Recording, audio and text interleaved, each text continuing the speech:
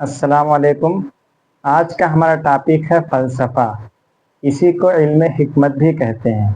فلسفہ جو ہے یہ ایک یونانی زبان کا لفظ ہے جو دو لفظوں سے مل کر بنا ہے، فلو اور صوفیہ۔ فلو کا مطلب ہوتا ہے محبت اور صوفیہ کا مطلب ہوتا ہے عقل مندی یا دانش مندی۔ اب بات کرتے ہیں تعریف کی، ڈیفینیشن کی۔ جہاں تک انسانی عقل کی رسائی یا پہنچ ہے، اس حد تک دنیا میں پائی جانے والی تمام جاندار و بے جان چیزوں کے صحیح حالات کو جاننا علم حکمت یا فلسفہ کہلاتا ہے۔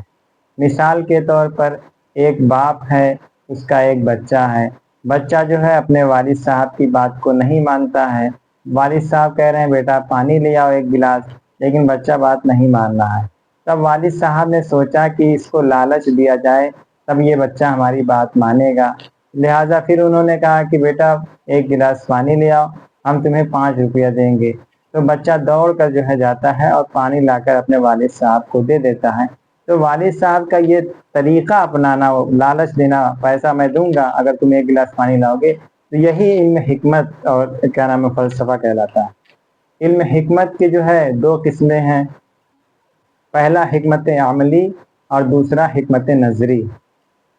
حکمت عملی ایسی چیزوں کے صحیح حالات کو جاننا جس کے کرنے یا نہ کرنے میں انسانی عقل اور ارادے کا دخل ہو، علم حکمت کہلاتا ہے۔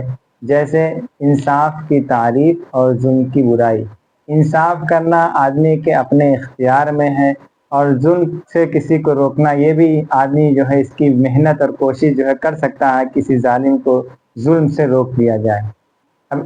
اور دوسرا جو ہے حکمت نظری، ایسی چیزوں کے صحیح حالات کو جاننا جس کے کرنے یا نہ کرنے میں انسانی عقل اور ارادہ اور طاقت کا دخل نہ ہو۔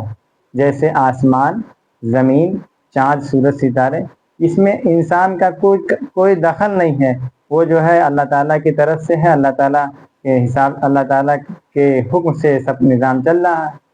اب اس میں دونوں کی تین قسمیں ہیں۔ حکمت عملی کی بھی 3 قسم ہے اور حکمت نظری کی بھی 3 قسم ہے۔ حکمت عملی کی پہلی قسم ہے تہذیب الاخلاق۔ تہذیب الاخلاق ایسی باتوں کو جاننا جس سے کسی شخص کی جو ہے، کسی انسان کی، کسی آدمی کی ذاتی اصلاح مقصود ہو۔ ایسی چیزوں کو جاننے کے بعد آدمی اپنے لیے اچھی باتوں کو پسند کرتا ہے اور بری باتوں سے بچتا ہے۔ دوسرا ہے تدبیر منزل، ایسی باتوں کو جاننا جس سے گھر والوں کی ذاتی اصلاح اور فائدے مقصود ہوں، منظور ہوں، اس کو جو ہے حکمت و تدبیر منزل کہتے ہیں۔ اس میں جو ہے آدمی گھر والوں، ماں باپ اور اولاد کے حقوق کو آدمی پہچانتا ہے اور ان کے ساتھ کیسا سلوک کرنا چاہیے وہ آدمی اس کو اپناتا ہے۔ تیسرا ہے سیاست مدنیہ، ایسی چیزوں، ملک، بستی، شہر میں رہنے والے تمام لوگوں کے بارے میں جو ہے نئے قانون، ان کے فائدے کے قانون کو بنانا اور اس کو فالو کرانا جو ہے وہ سیاست مدنیہ میں آتا ہے۔ اب بات کرتے ہیں حکمت نظری۔ اس کی 3 قسمیں ہیں۔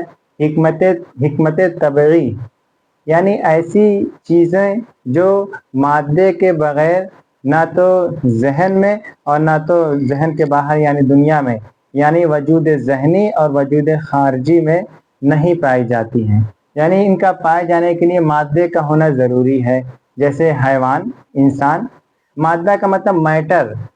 Metre is anything that have mass and occupy space, جس کے پاس اپنا کوئی ماس ہو اور ایک جو ہے اسپیس آکوپائی کرتی ہے، اسی کو میٹر کہتے ہیں۔ تو انسان جیسے میں خود انسان ہوں، تو میں کھڑا ہوں تو یہ میرے پاس ماس ہے اور میں بھی ایک اسپیس آکوپائی کر رہا ہوں، لہٰذا یہ حکمت طبعی کے ایگزامپل میں آئے گا انسان۔ اور دوسرا حکمت ریاضی، ایسی چیزیں جو باہری دنیا میں پائے جانے کے لیے تو مادے کی محتاج ہوں، لیکن ذہن میں پائے جانے کے لیے، وجود ذہنی میں پائے جانے کے لیے مادے کی محتاج نہ ہو۔ جیسے دائرہ یعنی سرکل ہم نے ذہن میں سوچا تو مادے کی محتاج نہیں ہے، لیکن اگر کاپی پہ بنانا ہمیں تو ایک کاپی کی، ایک اسپیس کی ہمیں ضرورت ہوگی۔ اسی طریقے سے مثلث یعنی ٹرینگل، اور اسی طریقے سے ریکٹینگل یعنی مربع، اور تیسرا ہے حکمت الہی۔ حکمت الہی جو نہ تو ذہن میں پائے جانے کے لیے اور نہ تو باہری دنیا میں یعنی وجود ذہنی اور وجود خارجی دونوں میں پائے جانے کے لیے مادے کی محتاج نہیں ہے، جیسے اللہ تعالیٰ کا علم، فرشتوں کا علم، ان کا مادے کی محتاج نہیں ہے۔ اور حکمت طبعی کو علم ادنا بھی کہتے ہیں، حکمت ریاضی کو علم جو ہے اوسط بھی کہتے ہیں یا حکمت تعلیمی بھی کہتے ہیں، اور حکمت الہی کو علم جو ہے اعلیٰ یا علم ما بعد طبیعت بھی کہتے ہیں۔ جزاک اللہ خیر۔